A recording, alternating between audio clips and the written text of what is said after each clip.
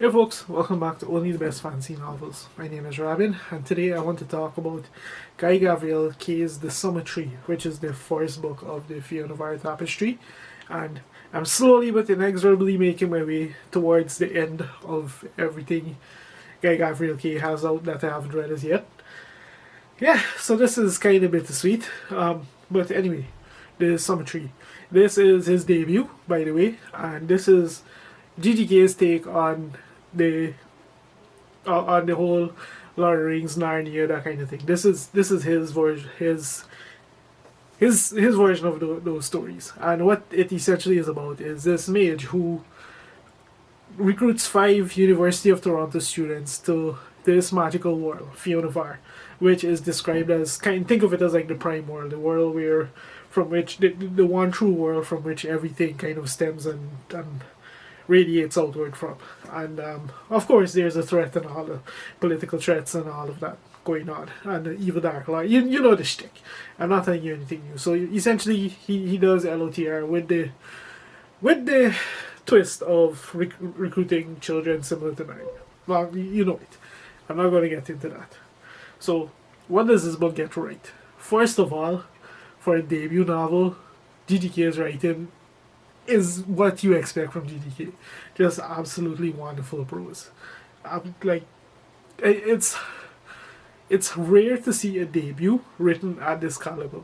Like, that alone, if you hear people defend this book, that alone would be a solid reason why this book can, why people can say they love this book, and you really can't argue with them. So there's that. It's written in that signature GTK style. His character work is also incredible. Like these 5, we have 5 different people from 5 slightly different walks of life, and they each interact in Fiona Var in a different way. Like, of course, everyone kind of specializes and has their own thing. Who becomes a mage, the barbarian, warrior, blah blah blah. But aside from that, like in terms of their personalities and they're very human and very modern, real world hopes and dreams and that kind of thing. They react to it differently, and some of them, it becomes an escape, a release, a place where they feel like they belong. For some of them, it becomes a source of trauma and these kind of things. Like that, they each have a very different reaction, and yeah, like it was great to see that not everyone is just off willy nilly on a happy go lucky adventure when this happens.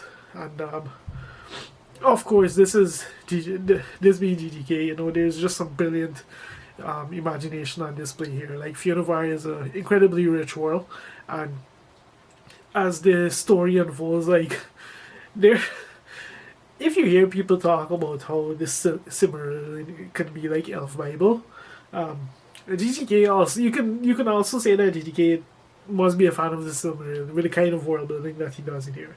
Like, every time we twist and turn and we come across a new facet of this world, we also get a tiny info dump on why it's relevant, its history, its place in the culture and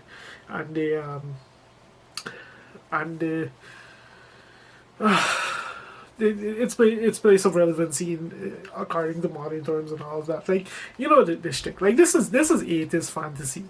You get 80s fantasy when you sign up for this. Don't walk into this blind. Don't walk into this expecting to read something written to the standards or the taste of 2024, I should say. Expect 1980s, and that's relevant because of what comes later.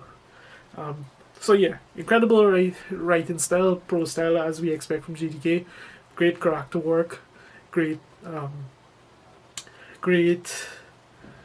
world building. Like, once again, I can see why people can fall in love with this series, and it's like, as my thumbnail says, like, it's not like I have anything that made me actively dislike this book. It's okay. I had a good time. I didn't have a bad time with it. I didn't have a spectacular time with it. It was okay. It was an okay read.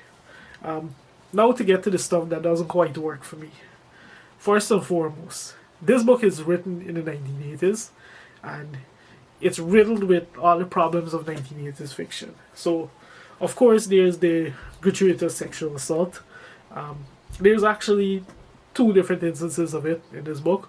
One of them, however, does serve a purpose, so I don't really call it gratuitous.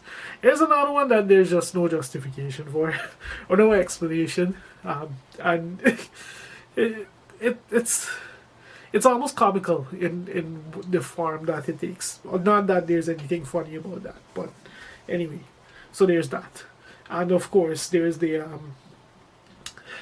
this once again, this being the 80s, there's the whole gender roles and that kind of thing. And then there's the part that actually kind of amused me. So at the end of the day, GGK is a Canadian writer, and these students are University of Toronto. Toronto is a city that prides itself on multiculturalism. Now, we do get some diversity in the among these 5 people. And that diversity is that there are 5 different flavors of European, roughly. Or 5 different flavors of Caucasian, whatever you want to call it. Like, it's not to say that people who look like me or people with different types of skin color were not prevalent in Toronto at the time. Like, 100 years ago, literally 100 years ago, someone from the same country that I am won medals at the Olympic for Canada. So we're not new to Canada. We're not new to Toronto. Anyway, of course, we get, so there's the baked in cognitive bias, whatever you want to call it, with the whole racism thing. Whatever. Like I said, it is fiction. You get what you sign up for. Some people may have been lucky to have their blinkers on. Some may have their blinkers off.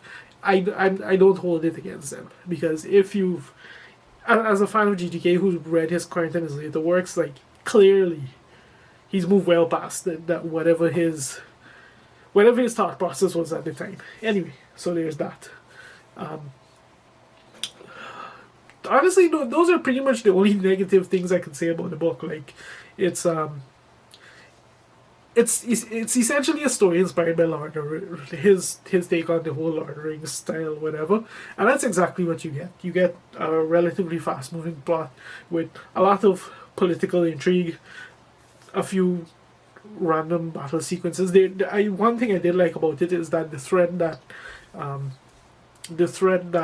the cast faces isn't necessarily violent in nature. It's more elemental. That's all I want to say about it. I don't really want to spoil what happens. And there's quite a bit of like mysticism and magic and strangeness that happens in the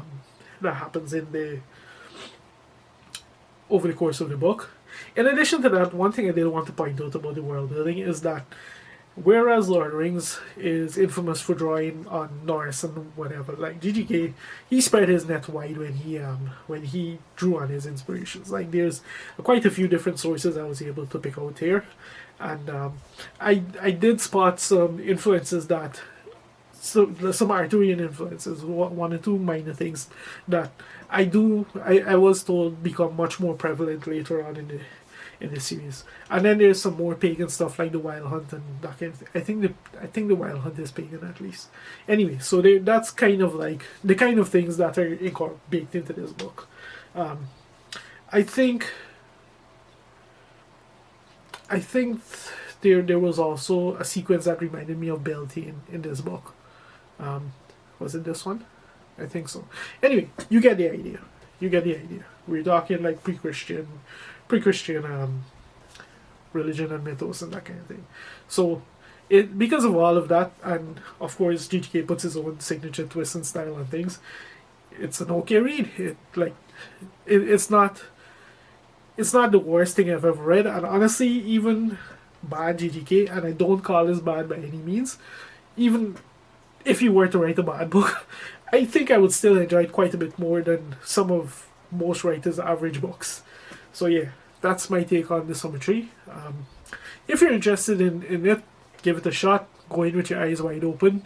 Don't expect to see a book written to 2025 sensibilities, and enjoy it for what it is, essentially. And of course, if you're a GGK completionist, it's not one to miss. yeah, if you made it this far into the video, thank you very much for watching, and I'll see you next time.